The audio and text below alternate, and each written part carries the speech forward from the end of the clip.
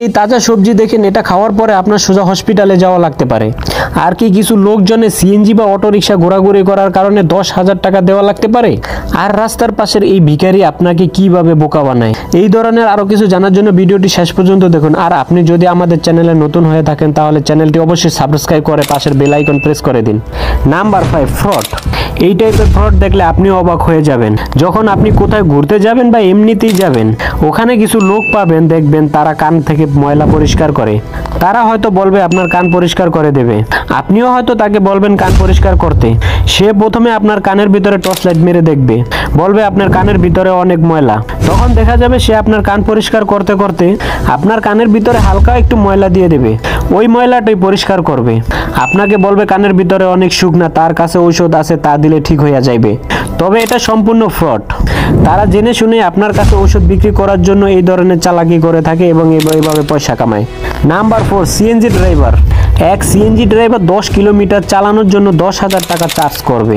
তবে আমাদের কাছ থেকে তো এই অটো ড্রাইভার ও সিএনজি ড্রাইভার নর্মাল টাকায় চার্জ করে থাকে, কিন্তু ট্যুরিস্ট লোকজনের কাছ থেকে 3 ডাবল টাকা চার্জ করে। তবে একজন ট্যুরিস্ট যদি 3 কিলোমিটার ট্রাভেল করে তাহলে তার 50 টাকা ভাড়া হওয়া উচিত। তবে সিএনজি ড্রাইভার তাদের কাছ থেকে 200 টাকা চার্জ করে। তখন তারা মিটারও চালু করে না, বলে মিটার খারাপ বা মিটারের ব্যাটারির চার্জ শেষ হয়ে গেছে। যদিও মিটার চালু রাখে তাহলে মিটার মডিফাই করে মিটার অনেক ফাস্ট করে রাখে। আবার অনেক সিএনজি ড্রাইভারও হোটেল নিয়ে অনেক সিন্ডিকেট করে। কোনো ট্যুরিস্ট যদি বলে আমি এই হোটেলে যাব, তারা বলে ওই হোটেল বন্ধ, অন্য জায়গায় নিয়ে যায়।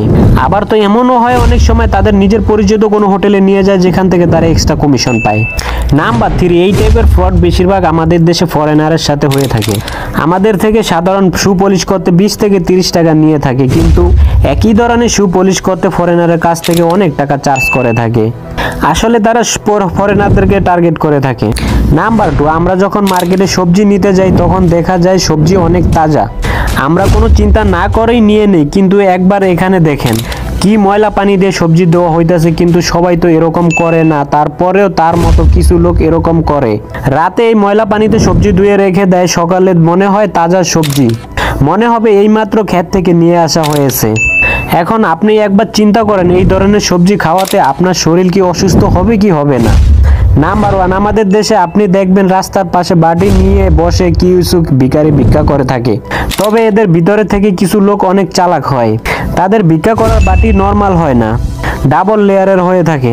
যখনই তাদেরকে কেউ টাকা দেয় তারা জলদি জলদি করে নিচের বাটিতে রেখে দেয়, তাতে মনে হয় সকল থেকে তাদেরকে কেউ কোনো টাকাই দেয় নাই। এরকম ভাবেই তারা মানুষের ইমোশন নিয়ে খেলে। আপনার যদি আমাদের ভিডিও দেখে ভালো লাগে তাহলে চ্যানেলটি লাইক ও শেয়ার করতে ভুলবেন না। পুরো ভিডিও দেখার জন্য ধন্যবাদ।